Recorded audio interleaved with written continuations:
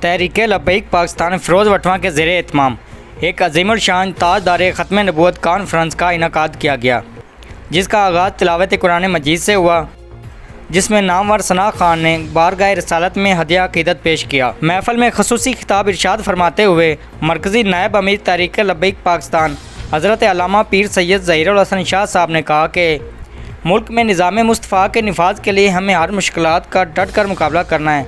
मज़ीद उन्होंने कहा कि नामूस रिसालत के मामले में किसी किस्म की लचक नहीं दिखाएंगे। गुस्ताख़ रसूल की एक ही सज़ा है और वो सर तन से जुदा करना है। इस मौके पर तहरीक लब्बैक पाकिस्तान फ़िरोज़ वटवा के अमीर हज़रत अल्लामा मोहम्मद नवाज़ अत्तारी ने शुरका का शुक्रिया अदा किया, जिन्होंने इस अज़ीमुल शान कॉन्फ्रेंस को कामयाब बनाया।